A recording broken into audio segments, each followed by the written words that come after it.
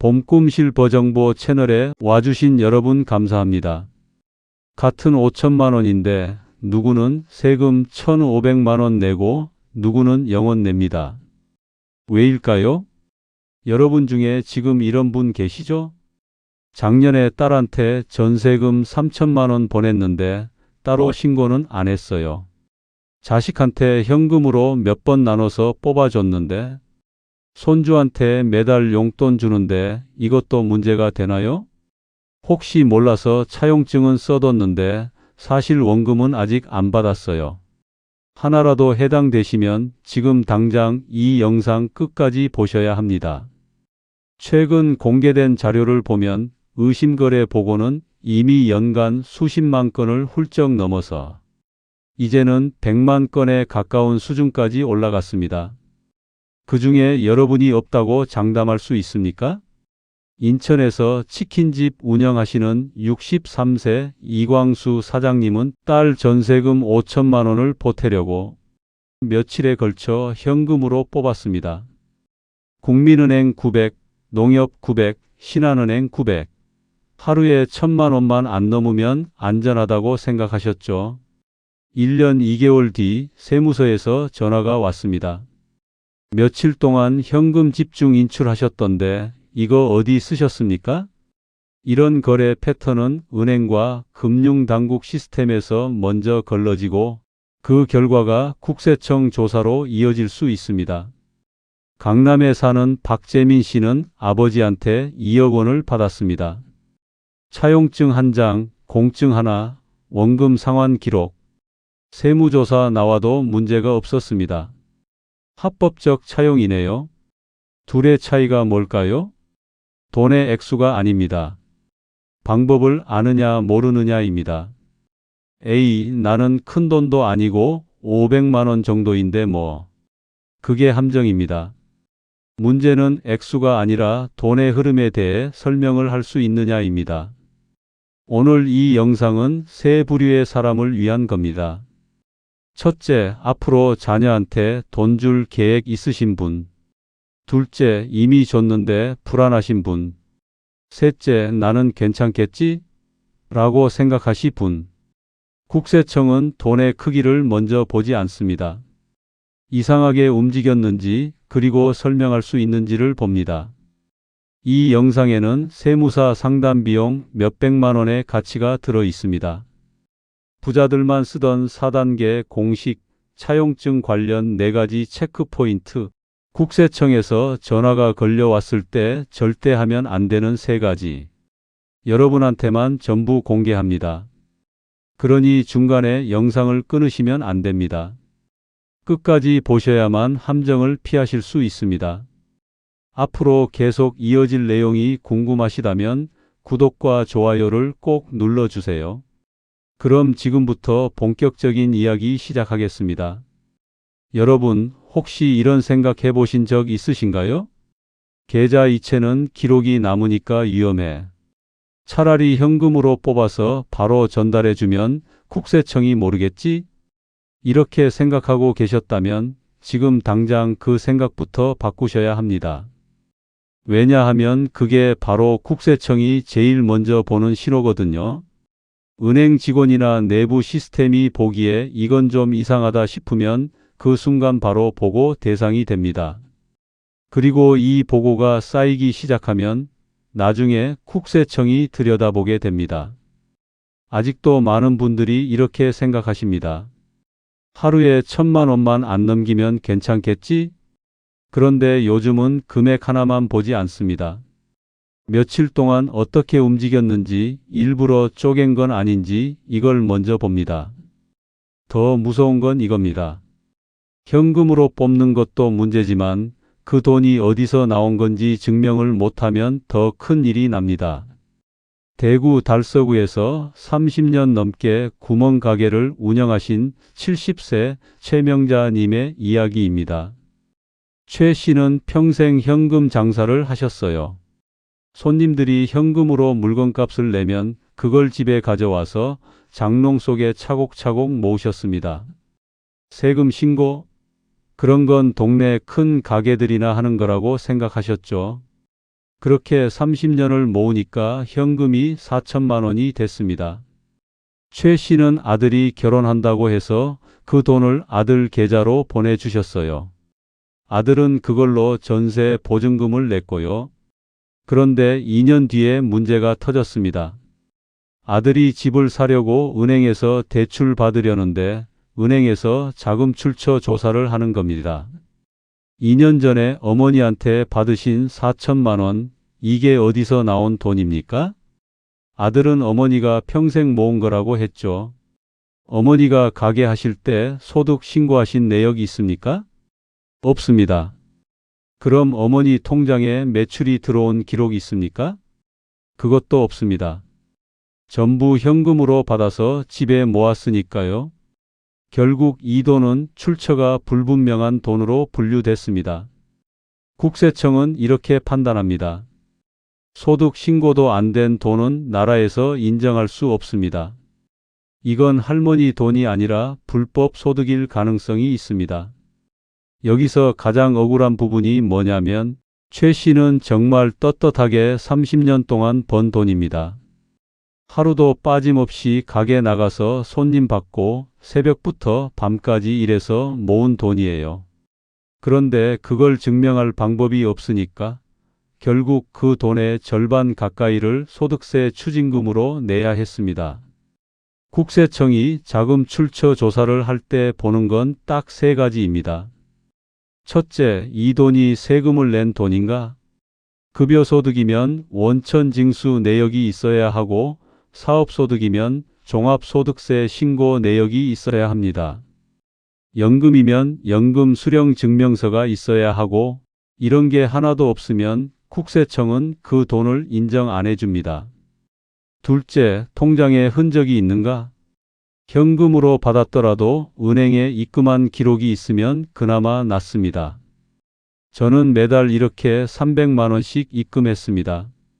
이런 패턴이 보이면 국세청도 이 사람이 꾸준히 돈을 모았구나라고 인정해 주거든요.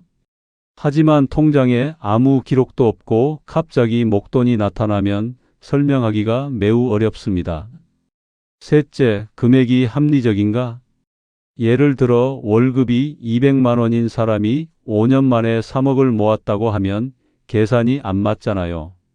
이 사람 5년 동안 번 돈이 총 1억 2천인데 어떻게 3억을 모았지? 생활비는 안 쓰고 살았나? 이렇게 의심하는 겁니다. 여기서 잠깐 여러분 스스로 점검해 보세요. 혹시 지금 집에 현금으로 모아둔 돈 있으신가요? 그 돈이 100만 원 넘으신가요? 그럼 지금 당장 확인하셔야 할 게 있습니다. 그 돈을 벌었을 때 세금 신고를 했나요?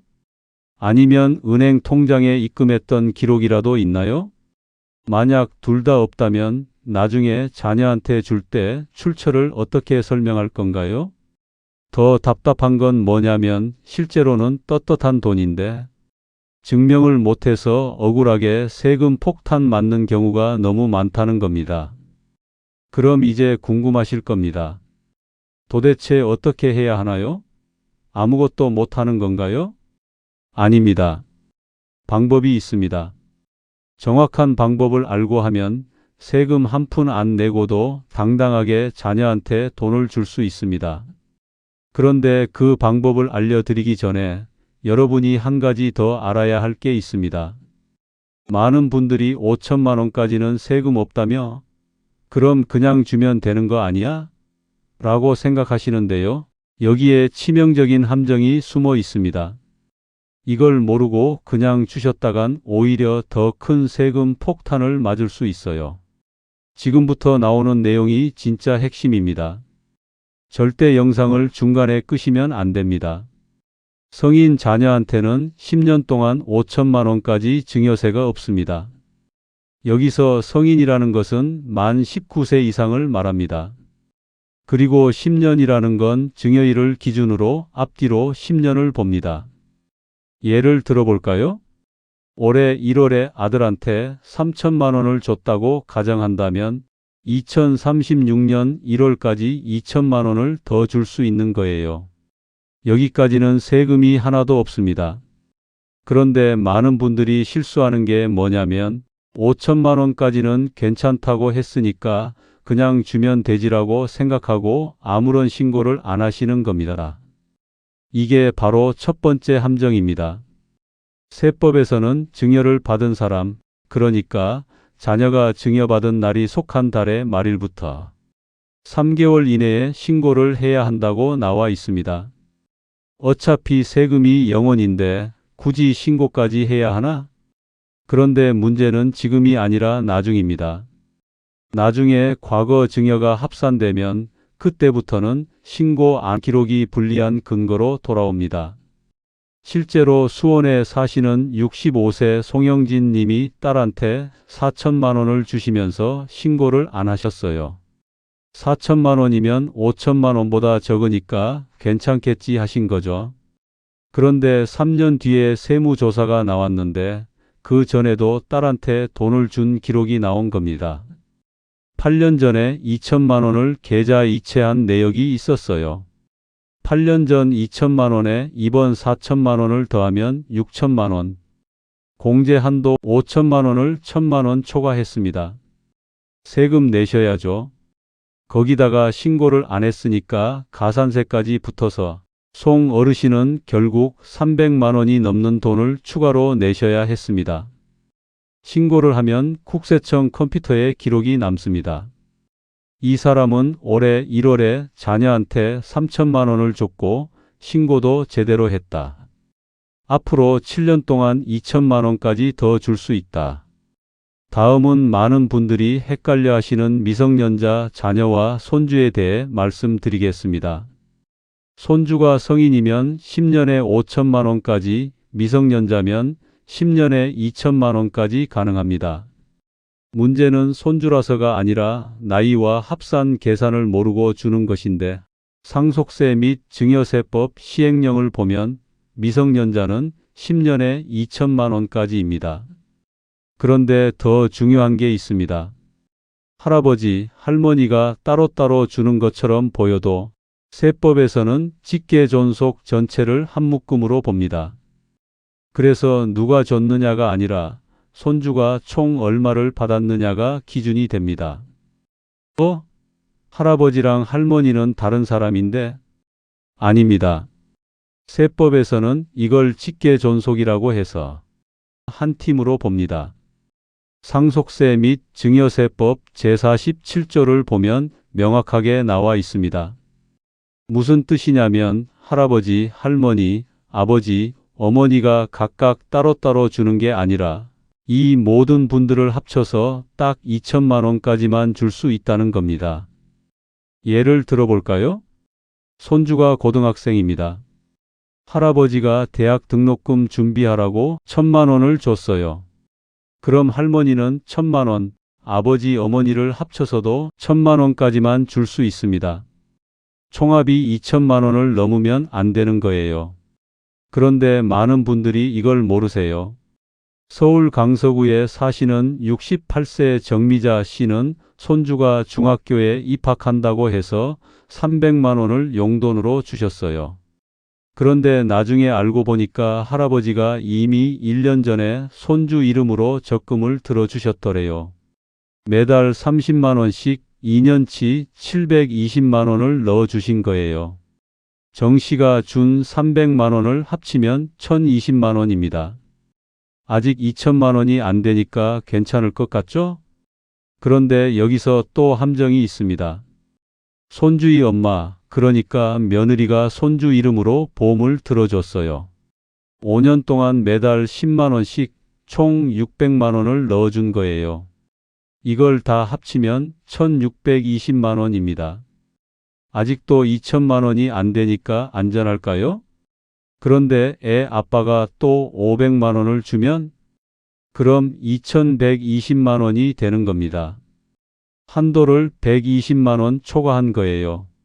여기서 정말 중요한 포인트를 말씀드리겠습니다. 가족끼리 돈을 주고받을 때는 서로 확인을 해야 합니다. 너 애한테 돈 넣어준 거 있니? 네, 작년에 500만 원 보내준 게 있어요. 그럼 나는 1,500만 원까지만 줄 수 있겠네. 이렇게 계산을 하고 움직여야 나중에 문제가 안 생깁니다. 혹시 여러분 자녀분이 곧 결혼하시나요? 그럼 이 내용도 꼭 들으셔야 합니다. 상속세 및 증여세법 제53조 2에 보면 혼인으로 증여받는 재산에 대해서는 1억 원까지 추가로 공제해 준다고 나와 있습니다. 혼인증여 공제는 혼인신고를 기준으로 전후 2년 이 기간 안에 주고받은 증여에 적용됩니다. 그래서 결혼 날짜와 돈을 준 시점이 맞는지를 반드시 확인하셔야 합니다.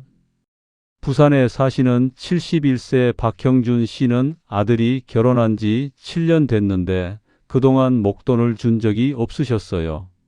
그래서 올해 아들한테 5천만 원을 주시면서 제대로 신고를 하셨습니다. 홈택스에 들어가서 증여세 신고를 하니까 세금은 0원이고 신고만 접수됐어요. 이렇게 하면 나중에 또 5천만 원을 주고 싶을 때 10년 뒤인 2036년부터 다시 줄 수 있는 겁니다. 다음은 부부 이야기인데 혹시 몰라서 알려드립니다. 상속세 및 증여세법 시행령을 보면 배우자에게 증여하는 경우에는 10년 동안 6억 원까지 공제됩니다. 자녀한테 5천만 원인 것에 비하면 엄청나게 많죠? 만약에 할아버지 명의로 된 재산을 할머니한테 옮기고 싶다. 그럼 6억 원까지는 세금 없이 옮길 수 있습니다. 이것도 마찬가지로 신고는 하셔야 해요. 신고를 하면 국세청에서 부부간 증여 맞네요. 6억 이하네요. 세금 없습니다. 이렇게 확인이 됩니다. 경기도 성남에 사시는 69세 김병수 씨는 본인 명의 아파트를 할머니 명의로 바꾸고 싶으셨어요. 시세가 5억 원쯤 되는 집이었는데 증여세 걱정하시다가 세무사한테 상담을 받으셨죠. 배우자 간에는 6억까지 공제되니까 증여세는 없습니다. 다만 취득세는 내셔야 합니다. 여기서 주의하실 점이 있습니다. 증여세는 없어도 취득세는 있습니다. 5억짜리 집이면 취득세가 1,750만 원쯤 나와요. 이것까지 생각하시고 결정하셔야 합니다. 자, 그럼 신고는 어떻게 하는 걸까요? 제일 쉬운 방법은 홈택스입니다. 국세청 홈택스에 들어가시면요. 신고 납부 메뉴가 있습니다. 거기서 증여세 신고를 누르시면 됩니다. 순서를 말씀드리겠습니다. 첫째, 증여자와 수증자 정보 입력하기. 누가 주는 사람인지, 누가 받는 사람인지 주민등록번호를 입력합니다. 둘째, 증여 재산 종류와 금액 입력하기. 현금이면 현금, 부동산이면 부동산을 선택하고 금액을 적습니다. 세 번째, 공제 한도 자동 계산하기. 시스템이 자동으로 이 사람은 성인 자녀니까 5천만 원 공제됩니다. 이렇게 계산해 줍니다. 네 번째, 세액 확인 및 신고하기. 세금이 0원이면 그대로 신고만 하면 끝입니다. 세금이 있으면 납부까지 하셔야 하고요. 나는 인터넷 잘 모르는데 어떡하지? 하시는 분들 계시죠? 그럼 세무서에 직접 가시면 됩니다. 국번 없이 126번 국세청 상담센터에 전화하셔도 되고요. 전화로 증여세 신고 어떻게 하나요? 라고 물어보시면 친절하게 다 알려줍니다. 아니면 동네 세무사 사무실에 가셔도 됩니다. 금액이 크거나 복잡한 경우에는 세무사한테 맡기시는 게 안전해요. 자, 여기까지 듣고 나면 머릿속이 좀 복잡하실 겁니다. 그래서 정리를 해드릴게요. 지금 여러분이 확인하셔야 할 것들입니다. 첫째, 지난 10년 동안 자녀나 손주한테 준 돈이 있는지 확인하세요. 계좌 이체 내역을 쭉 살펴보세요. 100만 원 이상 보낸 게 있나요? 있으면 전부 합산해서 계산해야 합니다. 둘째, 그동안 신고를 했는지 확인하세요. 홈택스에 로그인 하시면 나의 신고 내역을 볼 수 있습니다. 거기서 증여세 신고를 한 적이 있는지 확인하세요. 셋째, 앞으로 줄 계획이 있다면 지금 계산하세요. 공제 한도가 얼마나 남았는지, 언제 주는 게 제일 유리한지 이걸 미리 계산해 놓으면 나중에 실수를 안 합니다. 그런데 여러분, 여기서 끝이 아닙니다. 지금까지 말씀드린 건 줄 수 있는 한도에 대한 이야기였어요. 실제로 돈을 줄 때 어떤 방법으로 주느냐에 따라서 또 문제가 생길 수 있습니다. 특히 현금으로 주는 게 아니라 집을 물려주고 싶다거나 아니면 공제 한도를 다 써서 더 이상 못 주는 상황이라면 어떻게 해야 할까요? 다음 장에서는 그보다 더 큰 금액을 그것도 합법적으로 옮기는 방법을 알려드리겠습니다.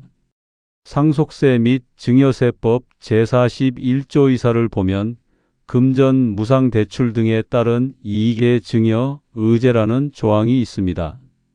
무슨 뜻이냐면 부모가 자녀한테 돈을 빌려줄 때 이자를 안 받으면 그 안 받은 이자만큼을 증여로 본다는 겁니다.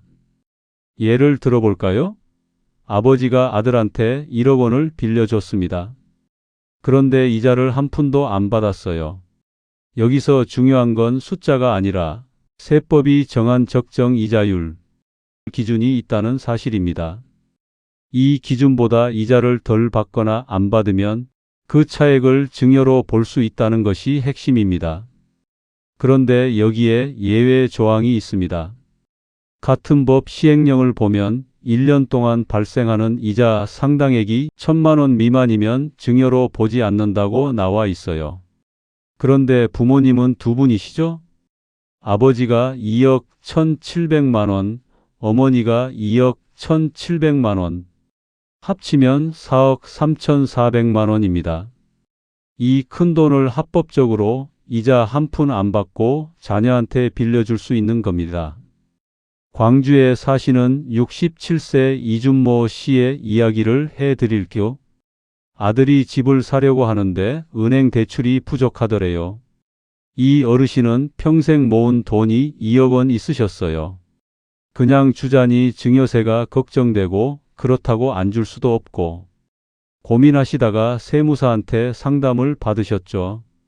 2억 원을 차용증 쓰고 빌려주세요. 이자는 안 받으셔도 됩니다. 대신 차용증을 제대로 작성하시고 나중에 원금은 조금씩 갚게 하세요. 이 어르신은 그대로 하셨어요. 아들은 그 2억 원으로 집을 샀고 매달 50만 원씩 아버지한테 원금을 상환하고 있습니다. 이게 바로 무이자 차용의 위력입니다. 증여가 아니라 빌려준 거니까 증여세도 없고 이자를 안 받아도 금액이 2억 1,700만 원 이하니까 이자 증여도 아닌 겁니다.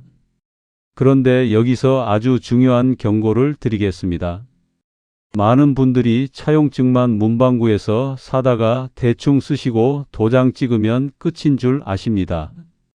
그렇게 하셨다가 나중에 세무조사 나오면 100% 걸립니다. 대전에 사시는 70세 최용만 씨가 실제로 당한 일입니다. 아들한테 2억 원을 빌려준다고 차용증을 쓰셨어요. 동네 문방구에서 산 차용증 양식에 아버지한테 2억 원 빌림, 이자 없음, 5년 뒤 갚기로 함 이렇게 쓰고 도장 찍으셨습니다. 3년 뒤에 세무조사가 나왔어요. 조사관이 차용증을 보더니 질문을 딱 4가지 했습니다.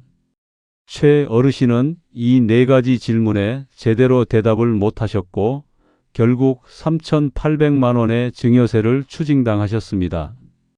그 4가지 질문이 뭐였을까요?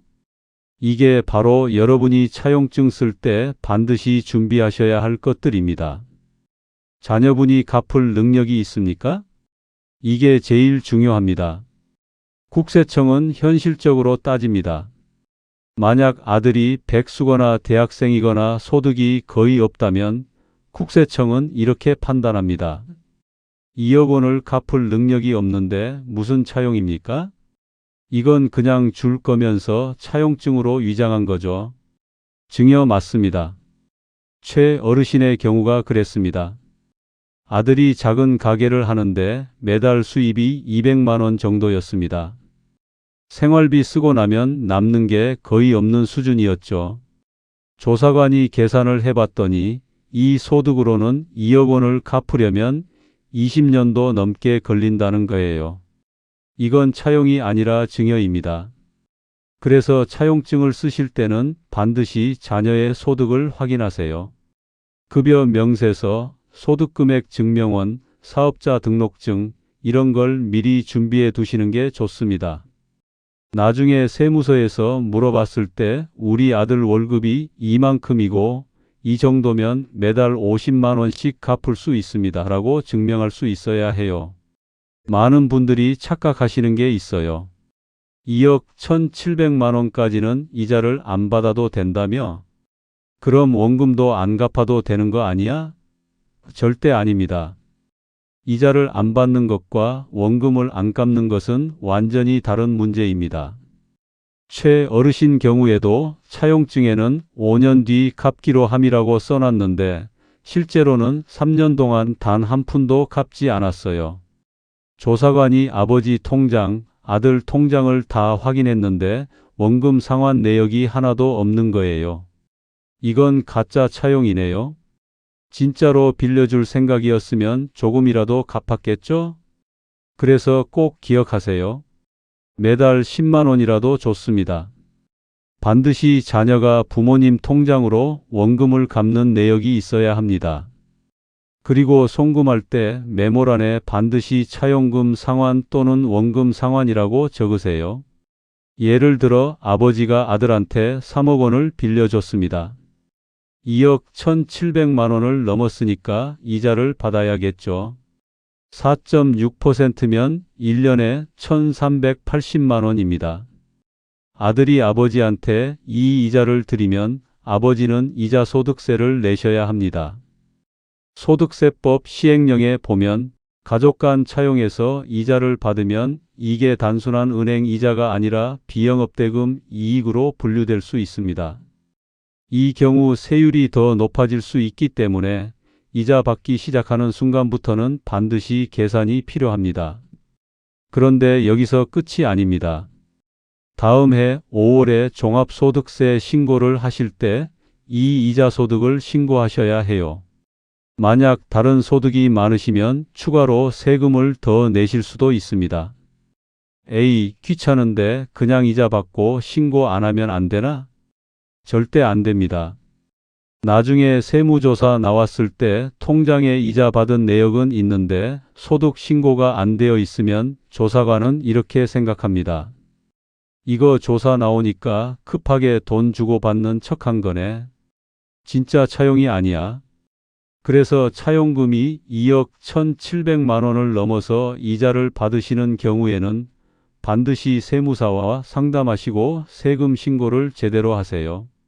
이게 진짜 차용임을 증명하는 가장 강력한 증거가 됩니다. 이 계약서 어제 급하게 쓴 거 아닙니까?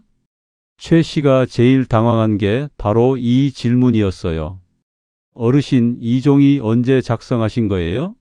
3년 전이요? 그럼 3년 전에 작성했다는 걸 어떻게 증명하시겠어요? 종이는 언제든지 쓸 수 있습니다.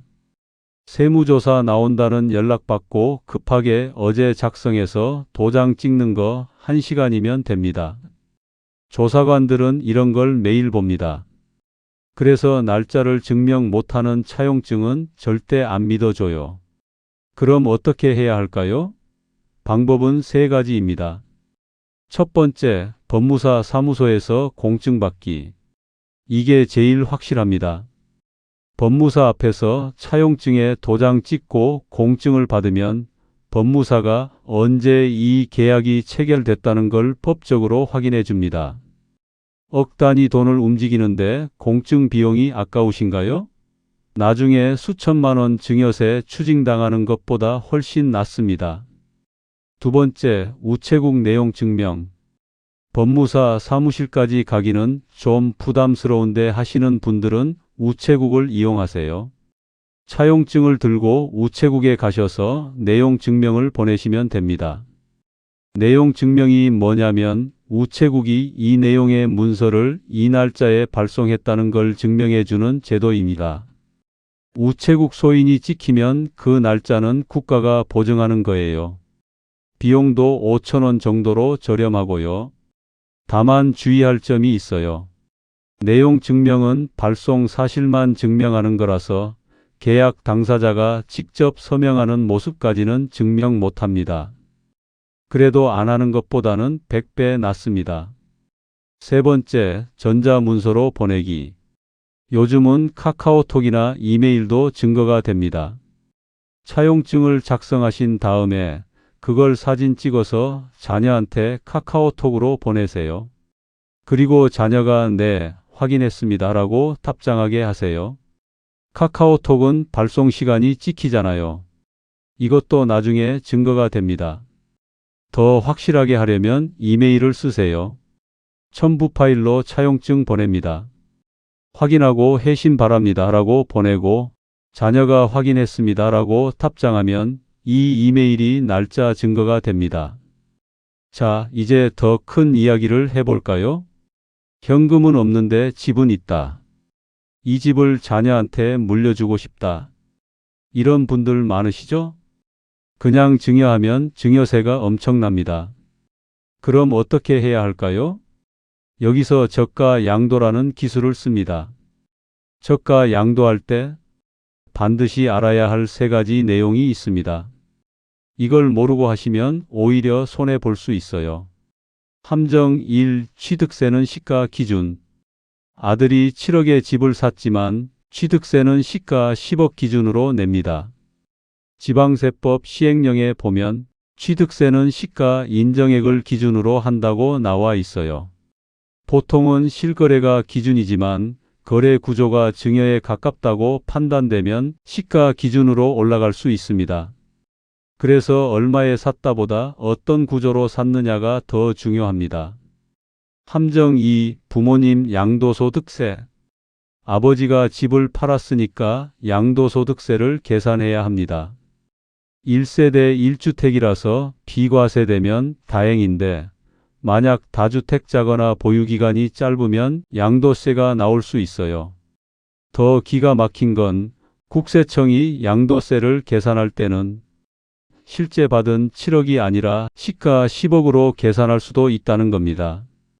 소득세법 시행령 제98조를 보면 특수관계인에게 시가보다 낮은 가액으로 양도한 경우 시가를 양도가액으로 본다고 나와 있거든요.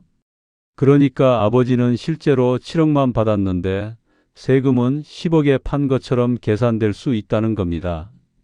함정 3. 자녀의 자금 능력. 아들이 7억을 어떻게 마련했는지도 중요합니다. 은행 대출을 받았으면 대출 서류가 있어야 하고 본인 돈이 있었으면 그 돈의 출처를 증명해야 합니다. 만약 증명 못하면 이 7억도 사실은 부모가 준 거 아니냐는 의심을 받습니다. 그래서 저가 양도는 반드시 세무사와 상담하고 진행하셔야 합니다. 증여세, 양도세, 취득세를 다 계산해봐야 실제로 이득인지 손해인지 알 수 있습니다. 그런데 여기까지 들으시고 좋아, 나도 당장 차용증 쓰고 돈 보내야지 하시면 안 됩니다. 왜냐하면 한 가지 더 알려드릴 게 있거든요. 지금까지는 어떻게 주느냐에 대한 이야기였습니다. 하지만 언제 주느냐, 누구한테 주느냐에 따라서도 결과가 완전히 달라집니다. 그리고 만약 이미 실수하신 분들은 어떻게 대처해야 하는지 다음 장에서 정확하게 알려드리겠습니다. 지금부터 여러분이 실제로 무엇을 해야 하는지 순서대로 정리해 드리겠습니다. 많은 분들이 제일 궁금해 하시는 게 이겁니다. 손주한테 매달 30만 원씩 용돈 주는 건 괜찮을까요? 국세청 해석을 보면 생활비, 교육비가 비과세가 되려면 부양관계가 인정되고 그 용도로 직접 지출됐다는 게 보일 때입니다. 특히 손주에게 주는 돈은 부모의 부양 능력에 따라 증여로 판단되는 경우도 있습니다. 여기서 핵심은 생활비와 교육비입니다. 손주가 할머니한테 받은 50만 원으로 학원비 냈습니다. 문제 없습니다. 친구들이랑 밥 먹었습니다. 문제 없습니다. 다 쓴 거니까 증여가 아니라 생활비예요. 그런데 손주가 그 돈을 한 푼도 안 쓰고 적금에 넣었습니다. 3년 동안 모으니까 1,800만 원이 됐어요. 이건 문제가 됩니다. 왜냐하면 이건 생활비가 아니라 재산 형성이거든요. 생활비 명목으로 줬는데 저축했네? 그럼 애초에 저축시켜 주려고 준 거잖아. 증여 맞습니다. 실제로 서울 강남에 사는 손주가 할머니한테 매달 100만 원씩 받아서 4년 동안 모았습니다. 5천만 원이 됐어요. 그걸로 주식을 샀는데 나중에 이 주식 계좌가 자금 출처 조사에 걸렸습니다. 이 돈 어디서 났어요? 할머니가 주신 용돈 모은 거예요. 용돈이면 썼어야죠. 왜 모아서 주식을 샀어요? 증여세 내세요. 그럼 어떻게 해야 할까요? 만약 기념일에 조금 큰 돈을 주실 거면 통장 메모를 활용하세요. 2026년 1월 생일 선물, 2026년 설날 세뱃돈, 중학교 입학 축하금 이렇게 적으시면 됩니다. 상증세법 기본 통칙을 보면 혼례, 회갑 등 치아 위로의 통상적 관례에 따라 증여한 재산은 증여세를 부과하지 않는다고 나와 있습니다. 단 기록을 남기셔야 해요. 다음으로는 손주는 2천만 원이 전부일까요? 여기서 정말 많은 분들이 실수하십니다. 앞에서도 말씀드렸지만 다시 한번 강조합니다. 손주라고 해서 기준이 하나로 고정되는 건 아닙니다. 미성년이면 10년에 2천만 원, 성년이 되면 10년에 5천만 원 공제가 적용됩니다. 문제는 손주라는 점이 아니라 나이와 합산을 모르고 주는 것입니다. 그래서 손주 통장에 돈 넣어주시기 전에 반드시 며느리나 아들한테 전화하세요. 애미야, 혹시 애 이름으로 돈 넣어준 거 있냐? 얼마나 넣었냐? 확인하시고 남은 한도 내에서만 주셔야 합니다. 그리고 신고는 선택이 아니라 필수입니다. 5천만 원까지는 세금 없다며? 그럼 신고 안 해도 되는 거 아니야? 절대 아닙니다. 상속세 및 증여세법 제68조를 보면 증여를 받은 자는 증여일이 속하는 달의 말일부터 3개월 이내에 신고해야 한다고 명시되어 있습니다. 신고를 안 하면 어떻게 될까요? 국세기본법 시행령 제27조에 무신고 가산세가 나와 있습니다. 무신고 납부세액의 20%입니다. 나는 5천만 원이라 세금이 0원인데 무슨 가산세? 이렇게 생각하시면 안 됩니다. 나중에 국세청이 조사하다가 혹시 다른 증여가 더 나오면 신고 안 한 것까지 합쳐서 계산하거든요. 그때 가산세가 눈덩이처럼 불어납니다. 그리고 더 중요한 이유가 있습니다. 신고를 해야 10년 주기가 확정됩니다. 2026년 1월에 자녀한테 3천만 원을 주고 신고를 했습니다. 그럼 국세청 시스템에 기록이 남습니다. 이 사람은 2026년 1월에 3천만 원 증여했음. 2천만 원 공제 한도 남음. 다음 리셋은 2036년 1월. 이 기록이 있으면 나중에 2천만 원을 더 줄 때도 안심하고 줄 수 있어요. 저는 2026년에 이미 신고하고 3천만 원 줬습니다. 이번에 2천만 원 주면 총 5천만 원이니까 한도 내입니다. 이렇게 당당하게 말할 수 있습니다. 반대로 신고를 안 하면요? 나중에 국세청이 2026년에 준 기록도 없고 지금 2천만 원 주는 것도 신고 안 했네? 혹시 그 사이에 또 준 거 있는 거 아니에요? 이렇게 의심하면서 통장을 전부 뒤집니다. 네 번째 체크, 이미 실수했다면 어휴, 나는 벌써 작년에 현금으로 쪼개서 뽑아서 줬는데 어떡하지? 걱정하시는 분들 계시죠? 일단 진정하세요. 아직 세무서에서 연락 안 왔으면 지금이라도 늦지 않았습니다. 방법 1. 기한 후 신고하기. 증여세 신고 기한은 3개월이지만 기한이 지나도 신고는 할 수 있습니다. 이걸 기한 후 신고라고 합니다. 국세기본법 제47조 2, 3을 보면 기한 후 신고를 하면 무신고 가산세를 깎아준다고 나와 있습니다. 중요한 건 조사 전에 스스로 신고하느냐, 아니면 걸린 뒤에 설명하느냐의 차이입니다. 작년에 자녀한테 4천만 원을 줬는데 신고를 안 하셨다면 지금이라도 홈택스 들어가서 기한 후 신고하세요. 세금 0원, 가산세 0원, 그냥 신고 접수만 됩니다. 하지만 이 기록이 남는 게 중요해요. 방법 2. 현금 증여는 통장으로 고쳐 잡기. 현금으로 줬는데 기록이 없어서 불안하시다면 지금이라도 통장으로 다시 정리하세요. 예를 들어 작년에 현금 2천만 원을 줬다면 올해 자녀가 그 돈을 은행에 입금하게 하세요. 그리고 3천만 원을 추가로 계좌 이체로 보내세요. 합쳐서 5천만 원, 이걸로 증여세 신고를 하는 겁니다. 현금으로 준 돈은 실제로 생활에 쓰였다는 흐름이 보여야 합니다. 아무 근거 없이 설명만으로 넘기려 하면 오히려 의심을 키울 수 있습니다. 그래서 지금이라도 앞으로의 거래를 투명하게 정리하는 게 중요합니다. 방법 3. 전문가 상담. 금액이 크거나 상황이 복잡하면 혼자 판단하지 마시고 전문가한테 상담 받으세요. 대한세무사회 홈페이지에 들어가시면 지역별로 세무사를 찾을 수 있습니다. 아니면 국번 없이 126번 국세청 상담센터에 전화하셔서 기본적인 내용을 먼저 물어보세요. 무료입니다. 국세청입니다. 어르신, 작년에 자금 이동 내역이 있는데 확인 좀 하려고 연락드렸습니다. 이런 전화 오면 심장이 철렁 내려앉으시죠? 절대 당황하지 마세요. 그리고 이 세 가지는 절대 하지 마세요. 하지 말아야 할 것 1. 죄송합니다. 금지. 죄송합니다. 제가 몰라서 그랬습니다. 이렇게 말하는 순간 국세청은 본인도 잘못 알고 있구나라고 판단합니다. 죄송하다는 말은 잘못을 인정하는 겁니다. 대신 이렇게 말하세요. 네, 어떤 부분을 확인하시려는 건가요?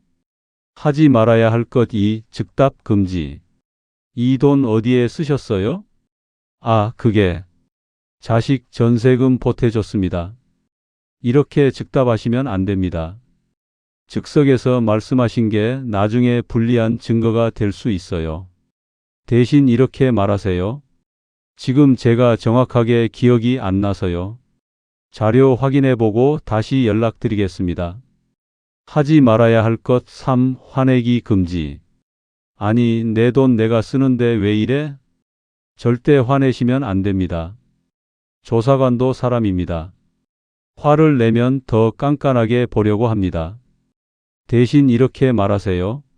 네, 협조하겠습니다. 다만 제가 잘 몰라서요. 어떤 자료를 준비하면 될까요? 해야 할 것, 시간 벌기. 전화 받으시면 일단 이 한마디만 하세요. 지금 제가 좀 바쁩니다. 자료 확인해보고 내일 다시 연락드리겠습니다. 그리고 전화 끊으신 다음에 세무사한테 연락하세요. 상황을 설명하고 어떻게 대응할지 상담받으세요. 급하게 대답했다가 잘못 말하는 것보다 훨씬 낫습니다. 자, 이제 정리하겠습니다. 이 영상을 보시고 나서 여러분이 하셔야 할 것들입니다. 오늘 바로 할 일 통장 내역 확인하기. 지난 10년 동안 자녀나 손주한테 보낸 돈이 있는지 확인하세요. 인터넷 뱅킹 들어가서 계좌 이체 내역을 쭉 보세요. 100만 원 넘는 송금이 있으면 전부 메모해 두세요. 이번 주 안에 할 일, 신고 여부 확인. 홈택스에 로그인해서 나의 신고 내역 들어가세요.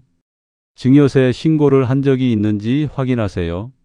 없으면 기한 후 신고 준비하세요. 이번 달 안에 할 일, 가족회의. 자녀, 며느리, 사위 이런 분들 다 모아서 얘기하세요. 가족끼리 공유해야 나중에 한도 초과하는 실수를 안 합니다. 앞으로 돈을 주실 때는 반드시 계좌 이체로 하세요. 그리고 메모란에 용도를 적으세요. 생활비, 병원비, 차용금, 생일 선물 뭐든지 좋습니다. 이 기록이 나중에 여러분을 지켜줍니다. 사실 우리가 이렇게 세금 공부를 하는 이유가 뭡니까? 나를 위해서가 아니라 우리 자식들, 손주들 조금이라도 더 챙겨주고 싶은 그 마음 때문입니다. 평생 고생해서 번 돈입니다. 그 돈을 자식한테 주는데 세금으로 반이나 빠져나간다? 이건 너무 억울한 일이에요. 그런데 우리가 방법을 몰라서 당하는 겁니다. 오늘 배운 내용만 제대로 지키셔도 여러분은 절대 당하지 않으십니다.